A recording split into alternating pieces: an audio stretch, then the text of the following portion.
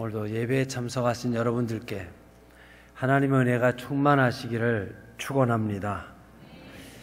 사람이 처한 형편과 또 상황에 따라 좋아하는 성경 구절도 다를 수 있고, 많은 찬송가 중에 또 그때 부르는 찬송이 귀할 수 있습니다만, 저는 성경 66권 중 다 귀하지만 이 본문을 좋아합니다.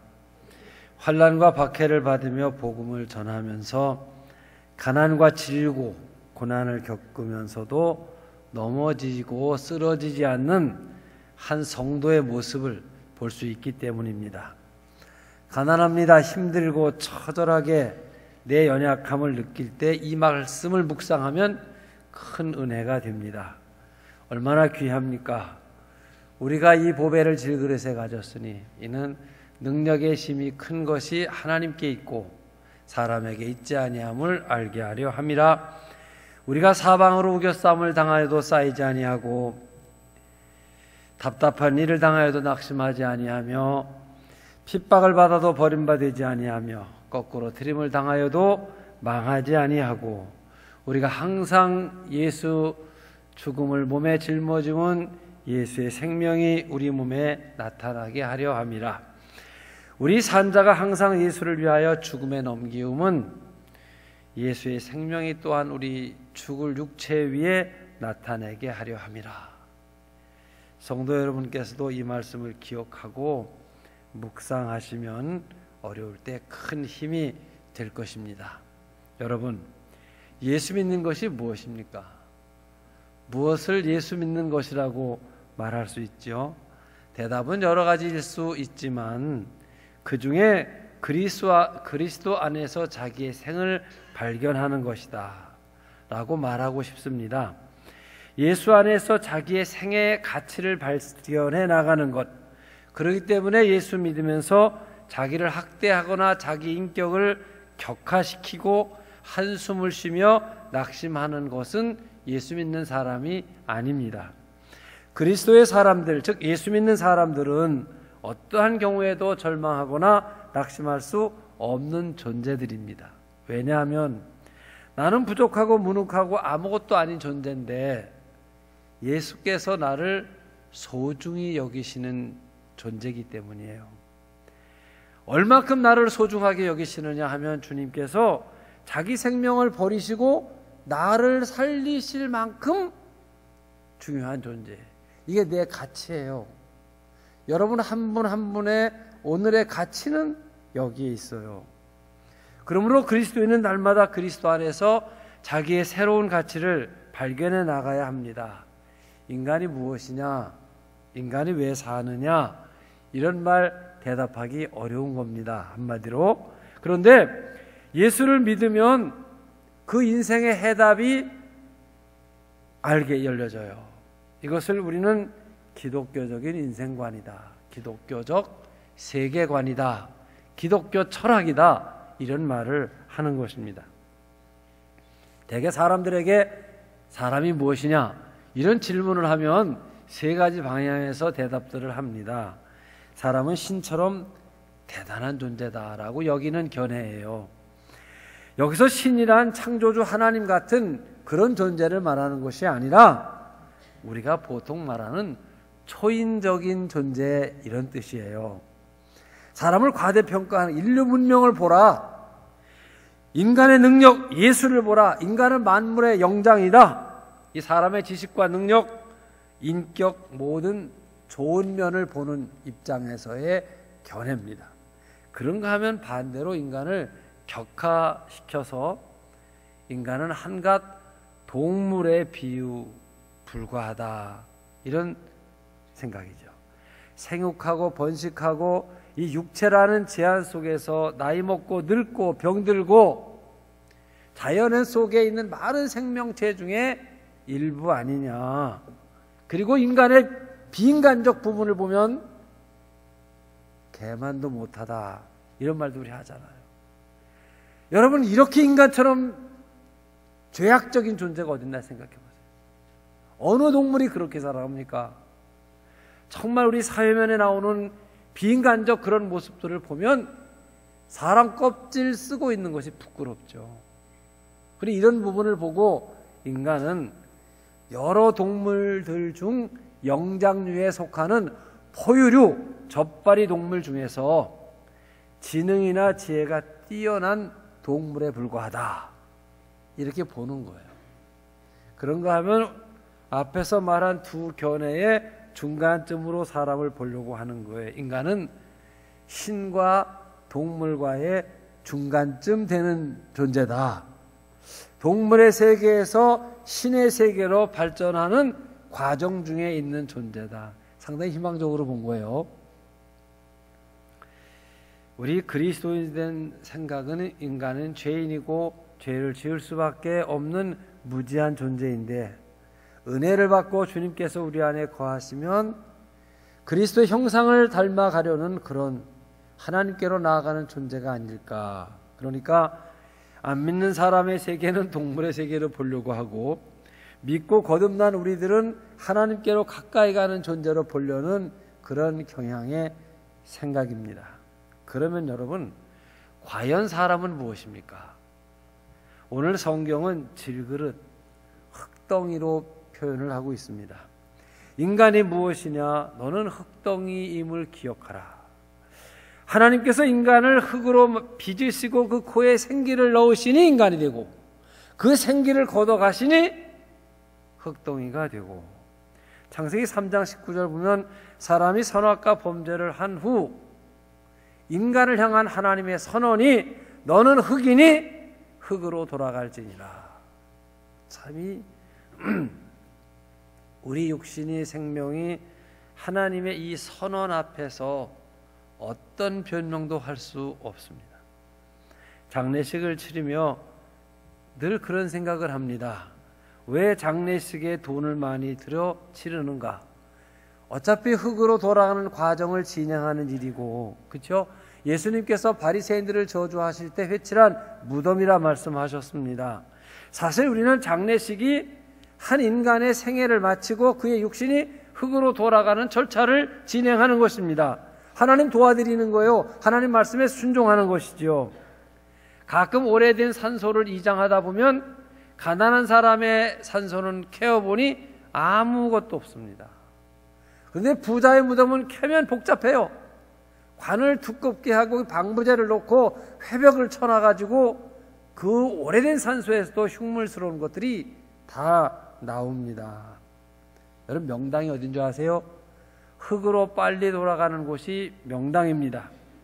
무덤을 유별나게 꾸미고 관을 크게 하는 것 바람직한 것 아니지요.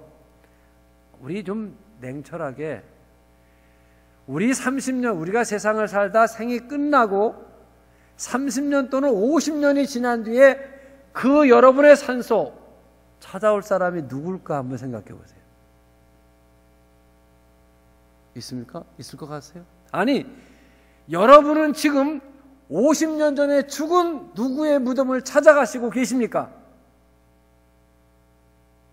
지금 우리 시대를 사는 우리도 50년 전 무덤을 찾아가지 않는다면 더 새로운 시대에 사는 우리의 후손들이 50년 전에 죽은 여러분의 무덤을 찾아오겠느냐? 그러면 우리가 하는 장례 문화라는 것이 얼마나 헛된 일인가 생각해 보시길 바랍니다. 흙입니다. 아무리 의미를 부여하고 미화 작업을 해도 흙덩입니다. 또 살아있다고 하는 우리들도 마찬가지죠. 사람이 세상에 태어나 20세 전후까지는 성장을 합니다. 모든 세포가 살아나고 번식합니다. 그러나 노쇠해지면 어떻게 되는 겁니까? 갓 태어난 아이는 키가 자랍니다. 하늘을 향해 자라요. 껑충껑충 뛰며 자랍니다. 일정한 한계가 지나면 줄어들기 시작을 하고 나중에는 엎드려서 지팡이 하다가 엎드리면 흙으로 가는 겁니다. 이것이 7, 80년 특별한 사람에게 100년이라는 시간을 지나가는 것이죠. 그래서 우리가 장례를 화려하게 하는 것이나 우리 육체에 치장을 하는 것이 질그릇에 흙덩어리에 물감 들이는 것이나 옷을 걸쳐놓은 것에 불과한 것인 줄 아시길 바랍니다. 아마 저도 그렇고 남자들은 대부분이 그럴 겁니다. 대개 옷을 부인이 사다 주는 옷을 입거나 또는 옷을 사러 가도 부인이 꼭 같이 가서 이것을 사라 그리고 골라주면 입으면 되는 겁니다. 또는 잘 선택을 못할 때는 그 영업하는 분에게 내 몸에 맞을 만한 옷을 추천해 달라고 그러면 한번 입어보고 괜찮으면 거울 한번 보고 이거 포장해 주세요. 남자들한테 장사하기 편합니다. 그런데 여자들 쪽은 안 그렇습니다. 매장에 있는 옷 다 입어봅니다. 그리고 거울에 비춰보다가 또 벗어놓고 또 입어보고 하다가 괜찮으면 이거 어때? 그러면 저한테 제 대답은 항상 똑같습니다. 여보 멋있어. 끝내자는 거예요. 그만하자 이거예요. 그리고 바깥에는 괜찮은데 그 매장이나 시장, 백화점 안에 들어가면 공기가 그런지 되게 빨리 피곤해져요. 그래서 일찍 끝내자 그런 얘기를 해요. 그런데 느끼는 게 있어요. 나이를 먹을수록 원색을 좋아하고 화려한 걸 좋아하고 비싼 걸 좋아합니다. 이건 그 안에 내용물은 점점 시원치 않아지는데 포장지는 점점 돈이 많이 들어간다고 말이에요. 그러면 중고품을 새 걸로 잘 포장하면 그게 새 것이 되냐? 화려하게 포장하면 새 것이 되느냐? 그렇지는 않을 것입니다. 새 옷을 입는다고 새 사람이 된다면 얼마라도 새 옷을 사 입어야 되겠지만 그 속에는 어떤 사람이 들어있는가? 더 나아가 보이지 않는 영적 존재는 어떠한가? 겉모습이 그러하면 세월이 간다면 더 덕망 있는 인품을 갖는다면 더 좋지 않겠나? 이런 생각을 합니다.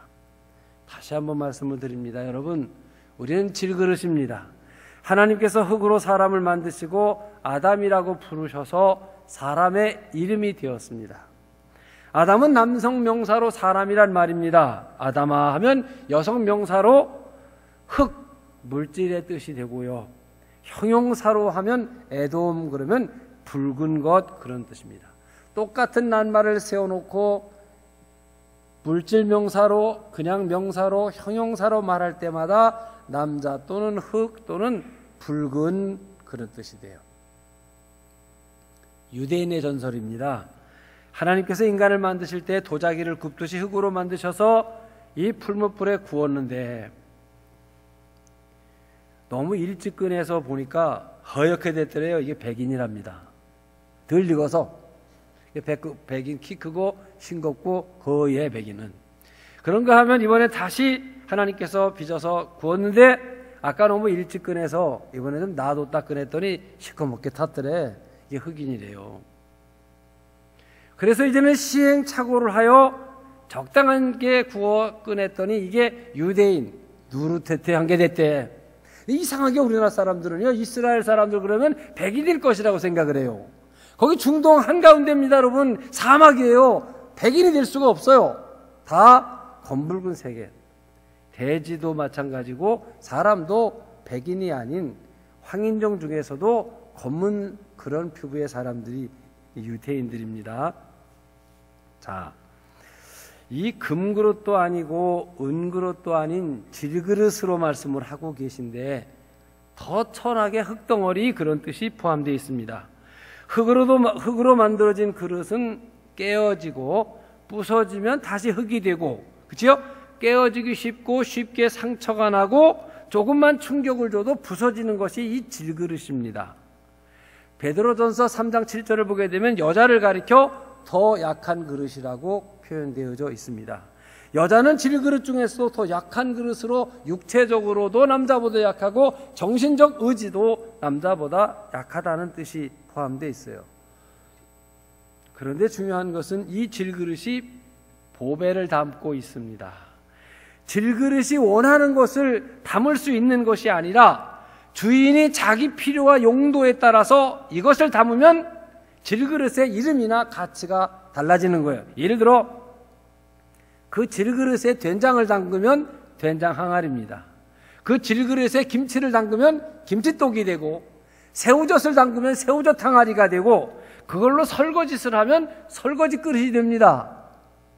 거기에 항아리에 포도주를 담그면 향기 나는 포도주 항아리가 됩니다. 질그릇은 그 질그릇의 가치나 질그릇의 이름이 내용물에 따라, 사용하는 자의 의지에 따라 질그릇의 이름도 질그릇의 가치도 달라지는 것입니다. 그런데 오늘 본문은 가치 없는 질그릇에 비하여 상대적으로 그 내용은 천하의 보화, 보배가 담겨져 있습니다. 한쪽은 흙인데 한쪽은 천하의 보배가 담겨져 있습니다.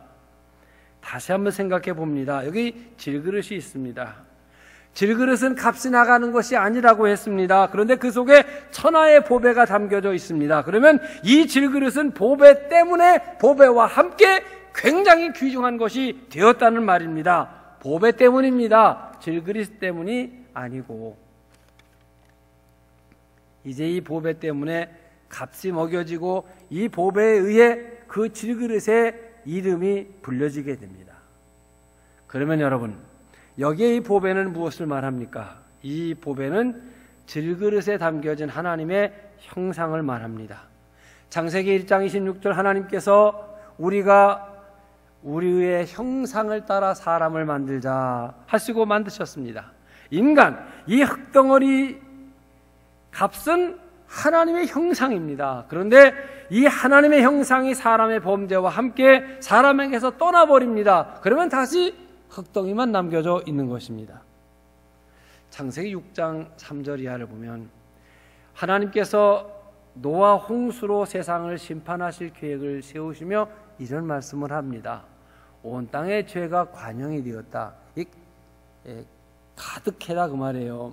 그리고 나서 내가 사람 만드신 거 후회하셔요. 사람을 괜히 만들었다. 인간이 육체가 되어버렸다. 그런 표현하세요. 여기에 육체란 흙, 하나님의 형상은 떠나버린 흙덩이만 남았다 이거예요. 그 흙덩이에 물을 부으면 진흙이 갯벌이 되어버리는 게 이게 노아 홍수 심판이에요. 하나님께서 사람을 죽이신 것이 아니라 흙덩이를 뭉개버리신 거예요. 이게 노아 홍수 심판입니다. 하나님의 형상을 잃어버린 인간, 그것을 빈 질그릇 흙덩이에 불과한 것입니다. 이것이 인간의 타락된 모습이지요. 그러므로 주 예수 그리스도를 믿어 하나님의 형상을 회복할 우리들은 이 질그릇 속에 보화가 담겨져 있는 질그릇이 되는 것입니다. 예수 그리스도는 하나님의 온전한 형상이십니다. 우리 속에 예수 그리스도께서 계십니다. 성령이 우리와 함께 하십니다. 우리는 이 보화를 담은 질그릇입니다. 그냥 흙덩어리 질그릇이 아니라 예수 그리스도가 담긴 하나님의 형상이 있는, 성령이 담겨져 있는 질그릇이 되었습니다. 그러나 착각하지 말아야 될 것은 질그릇 때문에 보배가 된 게 아니고 보배가 담겨졌기 때문에 값이 달라진 질그릇을 말하는 것입니다. 그런데 우리 육신을 가진 우리 눈에는 그 속에 담겨진 보배는 보이질 않습니다. 겉에 질그릇만 보입니다. 사람들이 사람에 의해 평가받을 때 세상 사람들은 영적 가치인 보배를 보지 못합니다. 그의 외모, 흙덩이, 질그릇만 보고 평가를 합니다. 포장지에 쌓여있는 내용물은 볼 줄 모르고 세상 사람들은 질그릇인 포장지 값만 매기고 있습니다. 그래서 외모가 어떠냐, 얼마를 가졌냐, 얼마를 배웠냐, 사회적 지위가 무엇이냐로 나를 보려고 하는 것입니다. 외모와 가진 것에 의해 나를 보려고 하는 것이죠. 하지만 이 보배를 아는 사람은 질그릇에 의해 나를 평가하지 아니하고 그 속에 담겨있는 하나님의 형상, 예수 그리스도, 변화된 나의 속사람, 보배를 바라보고 내 가치를 인정해 주는 것입니다. 하물며 여러분, 하나님께서는 어떠시겠습니까? 그분은 친히 나라고 하는 이 질그릇을 내 보배를 담으신 분이시며 이 질그릇의 주인이시며 동시에 보배의 주인이시기도 하신 하나님이십니다. 어느 시골 큰 집, 오래된 집에 안방에는 작은 항아리가, 이 질그릇도 구울 때 잘못된 걸 구우면 잘못된 채 구워 나옵니다. 그게 못생긴 질그릇이 방 한 구퉁이에 있습니다. 그 집을 방문하는 사람들은 대개 이런 생각을 합니다. 아니, 저 못생긴 질그릇을 무엇으로 아랫목에 모셔놓냐? 그리고 주인이 왜 그 질그릇을 모셔놓는지를 모르고 관심이 없습니다. 그런데 이 주인은 항상 그 머릿속에는 그 질그릇에 관심이 가 있습니다. 그 질그릇 속에는 집문서와 땅문서와 그리고 어음과 수표와 대대로 물려오는 가장 집안의 값어 중요한 보물이 그 질그릇에 담아놨는데, 집안에 누구도 질그릇 보물이 어디 있는지를 모르게 하기 위해 허스룩한 못생긴 오래된 그 항아리에 담아 놓고 있는 것입니다. 이 영감님 주인은 평안하고 흐뭇하고 느긋합니다. 왜? 보화가 안전하게 지켜지고 있기 때문입니다. 요한복음 8장을 보게 되면 가늠하다 현장에서 붙잡힌 여자가 예수님 앞에 내동댕이 쳐져 있습니다. 사실 이 가늠하다 현장에 잡혀왔으니 그 사람의 형상이 어떨까 생각해 보세요. 체면이 말이 아닐 겁니다. 참 부끄러웠을 거예요. 그리고 돌을 들고 그를 잡아온 남자들이 둘러싸여 있을 때 죽음의 공포에 시달리고 있었을 것입니다. 그들은 예수님 앞에 이 여인을 팽개쳐 놓고 질문합니다. 선생님, 모세 율법에 가늠한 여자를 죽이게 되어 있는데 이 여자가 가늠하다 현장에서 잡았습니다. 어떡할까요? 실제 모세 율법의 핵심인 10계명 중에도 7계명이 가늠하지 말지니라 율법으로 고지되어진 계명이에요. 저들은 예수님을 함정에 넣기 위해 이 여인을 이용한, 어떻게 말하면 이 여인은 예수를 잡기 위한데 지금 이용당해 있는 입장입니다. 예수님께서는 아무 말씀 안 하시고 땅에 엎드려 무슨 글씨를 쓰시다가 일어서 하신 말씀이 너희 중에 누구든지 죄 없는 자가 먼저 돌로 쳐라. 원래 증인, 가장 중요한 증인이 돌을 던지면 주변 사람들이 함께 돌을 던지게 돼 있는데 예수님이 돌 던질 자격을 준 것이 누구든지 죄 없는 자가 먼저. 그랬더니 다 양심의 가책을 느껴 다 흩어져 버렸어요. 예수님과 그 여인만 있습니다. 예수께서 묻습니다. 너를 정죄하던 자가 어디 갔느냐 하시고 하는 말이 나도 너를 정죄하지 않으리니 다신 이러한 죄를 짓지 말라 하십니다. 자, 여러분, 이 여인은 질그릇, 깨져버리기 직전의 질그릇, 참 가련한 약한 질그릇입니다. 그런데 주님께서는 이 질그릇에 남아있는 하나님의 형상을 보신 것입니다. 그리고 자신이 그 그릇에 채워주십니다. 이 여인을 막달라 마리아라고 합니다마는 이 여인은 끝까지 예수를 믿고 예수를 따른 사람 중에 한 사람입니다. 이 여인이 예수의 십자가 뒤를 울고 따라가며 어떤 생각을 했을까요? 바로 나라고 하는 이 가련한 질그릇 속에 저 십자가의 보배 피를 흘리시는 예수의 생명이 담겨져 있다. 얼마나 나는 소중한 존재인가. 예수가 자기를 버리고 나를 택하셔서 살게 하시는 존재. 그래, 그는 일생을 예수를 증거하며 살았다고 합니다. 보배로 말미암아 자기의 가치를 발견하고 가치 있는 삶을 살아간 것이죠. 그러면 오늘 본문이 왜 질그릇으로 말씀을 하셨을까 하는 얘기입니다. 그것은 이 보배를 질그릇에 가졌으니 이는 능력의 힘이 큰 것이 하나님께 있고 사람에게 있지 아니함을 알게 하려 함이라고 했습니다. 질그릇인 이유는 능력의 큰 것이, 영광의 큰 것이 하나님께만 있고 질그릇은 아무것도 아닌 것을 알게 하기 위해서라는 것입니다. 사랑하는 성도 여러분, 우리는 질그릇 같은 겁니다. 나는 죄인이고 나는 약하고 천하고 늙고 병들었습니다. 가진 것이 없어 가난합니다. 바르게 서려고 해도 또 쓰러지는 존재입니다. 아무리 생각해봐도 나는 아무것도 아닌 자입니다. 그런데 하나님이 내 안에 계십니다. 이제는 질그릇만은 아닙니다. 바울이 입버릇처럼 하는 말, 그리스도의 피로 값주고 산 존재인 만큼 그 소중함은 이 세상의 어떤 것과 비길 수가 없습니다. 나는 이렇게 귀중한 존재입니다. 그래 바울은 역설적으로 우리가 사방으로 우겨싸움을 당하여도 쌓이지 아니하고 답답한 일을 당하여도 낙심하지 아니하며 핍박을 받아도 버림받지 아니하고 거꾸로 트림을 당하여도 망하지 아니한다고 선언을 합니다. 이 말은 천대를 받아도 부끄럽지 않고 깨어져도 아깝지 않고 누가 멸시해도 아무것도 아니라는 거예요. 내가 이 질그릇 갖고 어떤 취급을 받아도 내 안에 가장 귀중한 보화가 있어서 나는 아무렇지도 않다는 거예요. 그렇습니다. 참 보화를 가진 사람은 작은 일 때문에 싸우지 않는 것입니다. 예를 들어 제가 은행에 어마어마한 돈을 제가 예금을 해놨어요. 항시라도 제가 사인만 하면 어마어마한 돈을 움직이는 사람이에요.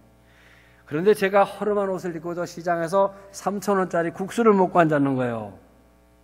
저를 아는 사람이 아이고 저거 다 죽게 생겼구나. 그리고 핀잔을 줍니다. 그런데 저는 그 사람의 핀잔과 야유에 아무런 반응을 하지 않습니다. 싸우고 싶지도 않습니다. 자존심 상하지도 않습니다. 그렇다고 내가 은행에 돈 많다고 말도 하고 싶지 않습니다. 그거 다툴 상대가 아닙니다. 왜 그래요? 보화를 쌓아놓고 사는데 무엇으로 다툽니까, 여러분? 반대로 생각해 보세요. 돈이 하나도 없습니다.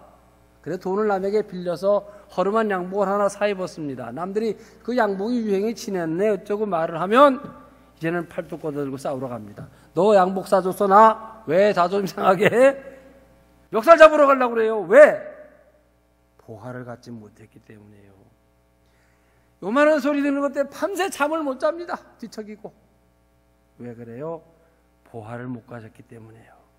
우리가 빨리 화를 냅니다. 분노합니다. 열등의식의 노예가 되고 비굴해지고 약해지고 싸우려고 하고 잠 못 자는 것 보화를 갖지 못했거나 보화를 갖고도 자기의 보화의 가치를 깨닫지 못하는 사람이거나 여기에 달려있는 것입니다.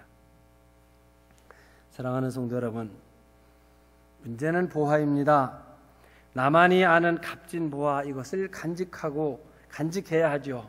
이 보화를 가진 사람이 신앙인입니다. 이 사람만이 자랑과 긍지를 갖고 사는 사람입니다. 어떤 형편에서든지 세상이 어떠하든지 남이 내게 대하여 어떤 평가를 하든지 오늘 기뻐하고 감사하며 살아갈 수 있는 사람, 이 진실한 보화를 가진 사람입니다. 여러분은 이 보화를 갖고 계십니까? 하나님의 형상이 여러분에게 충만하십니까? 오늘도 여러분 속에 그리스도의 모습을 닮아가기 위한 싸움을 싸우고 계십니까? 하나님이 인정하는 삶을 사십니까? 그렇다면 여러분은 가장 값지고 소중한 삶을 사시는 분이요, 여러분은 이 세상에 가장 귀한 보배를 소유하고 계신 분이십니다. 이것이 분명하다면 이 질그릇이 처음부터 잘못 구워져 못생긴 녀석이던 그 크기가 작던 크던 깨어지던 망하던 멸시를 받던 나는 괜찮은 것입니다. 세상에서 어떤 숨어도 보화가 담겨 있기에 빙그레 웃어 넘어질 수 있는 것입니다. 왜냐하면 이 질그릇이 세상에 어떤 대접을 받던 보화는 언제나 보화이기 때문입니다. 때로는 질그릇이 깨어지게 되면 그 안에 있던 깨어진 것 때문에 그 안에 있는 보화가 다 쏟아져서 세상을 깜짝 놀라게 할 수도 있지 않습니까? 그래 11절에 바울이 우리 산자가 항상 예수를 위하여 죽음에 넘기움은 예수의 생명이 또한 우리의 죽을 육체에 나타나게 하려 함이니라. 예수의 생명도 소중한 생명이 우리 질그릇 안에 담겨 있습니다.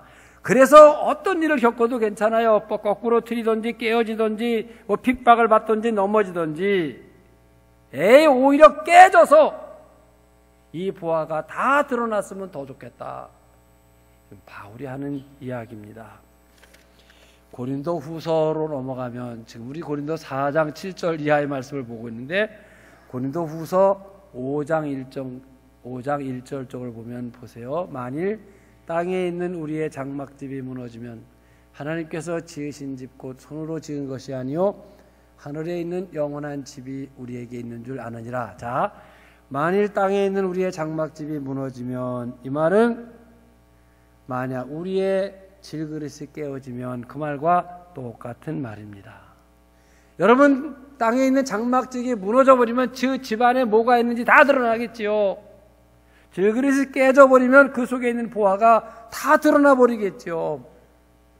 언젠가 우리의 질그릇이 깨어지면 보화가 찬란하게 빛나게 될 것이라는 말입니다. 그러기에 그것을 미리 보면서 여기서 지금 기뻐하고 감사한다는 것이죠. 오늘 고린도 후서 4장 16절이 하는 이 질그릇의 노래입니다. 같이 한번 읽겠습니다. 시작. 그러므로 우리가 낙심하지 아니하노니 우리의 겉사람은 낡아지나 우리의 속사람은 날로 새로워지도다. 우리가 잠시 받는 환난에 경한 것이 지극히 크고 영원한 영광에 중한 것을 우리에게 이루려 함이니 우리가 주목하는 것은 보이는 것이 아니요 보이지 않는 것이니 보이는 것은 잠깐이요 보이지 않는 것은 영원함이라. 이 질그릇의 노래입니다. 노래의 내용이 그래요. 16절은 낙심하지 않는다. 겉은 작고 나이 먹고 늙어지고 약해지지만 속은 더 새롭다. 17절은 우리의 환난받는 경한 것 앞으로 영광에 비교하면 아무것도 아니다. 18절 우리는 영원한 것을 잡았다. 질그릇의 노래입니다. 올해도 험난한 세파 가운데 여러분은 이런저런 모습으로 살아가시게 될 것입니다. 여러분 안엔 이 귀한 보배를 가지신 분들이시죠. 이 보배를 날마다 발견하고 귀중히 여기고 하나님께 인정받는 삶을 사신다면 신앙적으로 여러분은 승리하실 것입니다. 고난 가운데 더 의연하고 경건하게 사셔서 승리하시는 여러분들이 되시기를 축원합니다. 기도하겠습니다. 사랑하시는 주님 감사합니다. 우리가 이 보배를 질그릇에 가졌으니 우리 안에 담긴 질그릇 보화는 하나님의 형상, 십자가 예수 그리스도의 생명, 그리고 이것을 믿는 믿음입니다.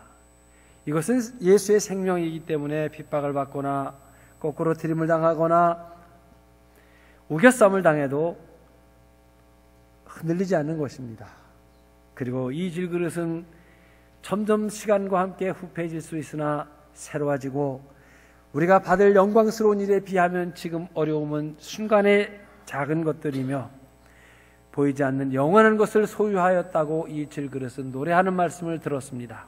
세상을 살아가며 우리는 세상에서 그릇만 평가받을 때가 많습니다. 그러나 하나님께서는 우리 속에 있는 이 보화로 우리를 인정하시고 우리를 축복하시고 인도하십니다.